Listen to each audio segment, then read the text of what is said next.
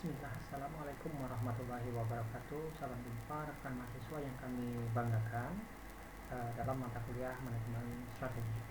Baik, rekan mahasiswa, eh, pada sesi kedua atau kita akan bahas pada inisiasi kedua terkait dengan analisis lingkungan industri dan konstruksi skenario.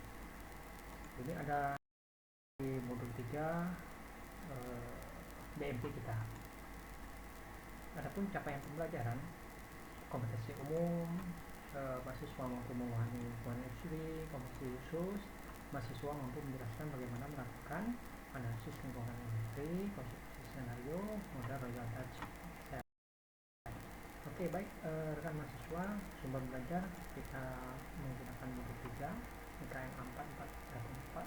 Ini terdapat di RBQ, ruang baca virtual, perpustakaan digital universitas terbuka. Rekan-rekan mahasiswa silakan mencari tambahan referensi yang relevan dengan pembelajaran kita. Analisis lingkungan industri dan konstruksi skenario. Struktur pasar, tempat di mana perusahaan beroperasi mempengaruhi lingkungan, strategi dan perilaku perusahaan di pasar yang pada ujungnya berpengaruh pada baik buruk kinerja perusahaan. Nah, 5 jenis struktur pasar. Ada monopoli, oligopoli dominan, oligopoli pekat, persaingan monopolistik, dan persaingan sempurna. Jenis pasar yang disebut pertama dan terakhir hampir tidak pernah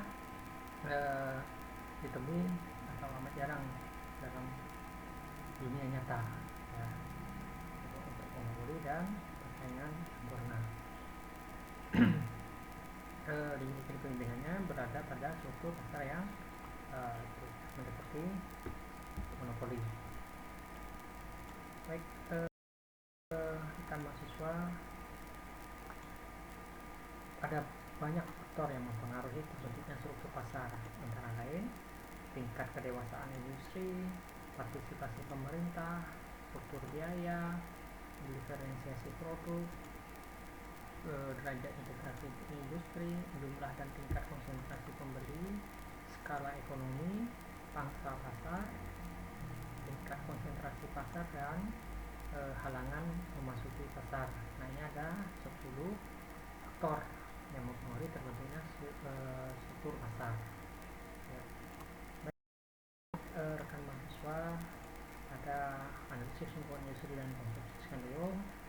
Ini di samping analisis lingkungan industri yang terkesan serba sistematis tersebut, perusahaan biasanya juga melakukan analisis pesaing secara individu sebagai data tambahan pengambilan keputusan strateginya. Nah, ini penting ya, rekan-rekan mahasiswa.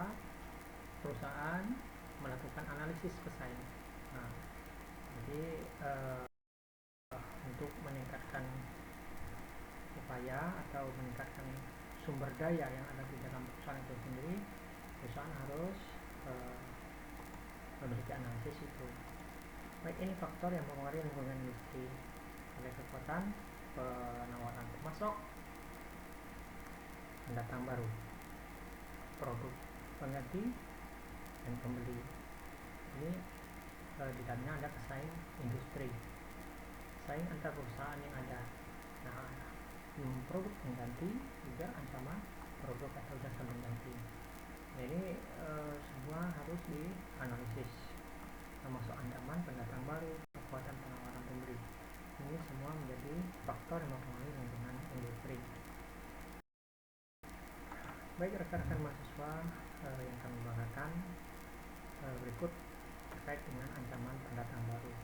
Halangan untuk masuk dalam suatu industri atau barang entry, skala ekonomi, diferensiasi produk, persyaratan modal, biaya peralihan, akses ke saluran distribusi, kebijakan pemerintah, keunggulan biaya yang tidak tergantung pada skala ekonomi, tanggapan para pesaing. Ya, demikian. Ancaman barang pengganti. Nah, ini ancaman barang pengganti, harga barang substitusi lebih murah, dihasilkan oleh industri berskala besar dan memiliki image yang baik. Nah, ya, jadi perusahaan harus menganalisa tentang beberapa komponen tersebut. Baik, rekan mahasiswa, ini kekuatan posisi pemasok lebih terkonsentrasi, tidak ada pemasok pengganti, produk pemasok penting bagi pembeli, dan memiliki kekuatan apabila melakukan strategi forward integration.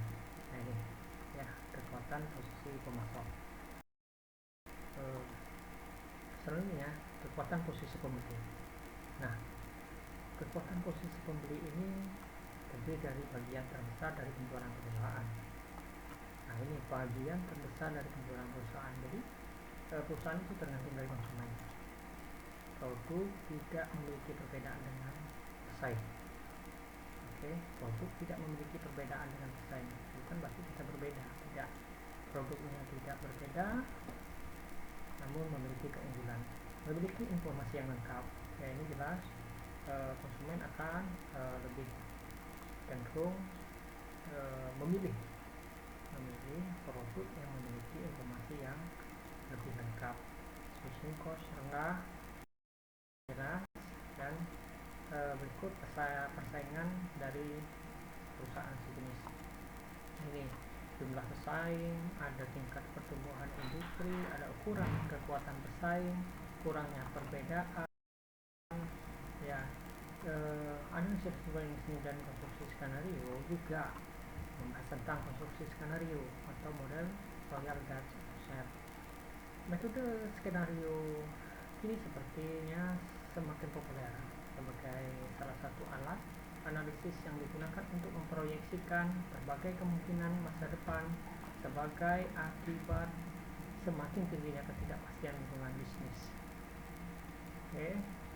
Di Indonesia, metode skenario mulai dikenal sekalipun belum sepopuler di negara lain.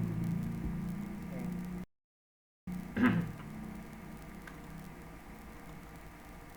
Konstruksi skenario atau model Royal Dutch Shell 9 tahapan yang diperlukan untuk menyusun skenario. Jelaskan pertama, identifikasi pokok persoalan, identifikasi aktor, kekuatan penentu utama, kecenderungan dan ketidakpastian, matriks inti skenario, cetak biru skenario atau blueprint skenario, narasi skenario, opsi strategi, dan kuantifikasi dan monitoring. Ini ada 9. Berikut konstruksi skenario lanjutan. Identifikasi pokok persoalan yang merupakan langkah pertama dinilai merupakan tahapan kritis karena menjadi penentu keberhasilan tahapan selanjutnya.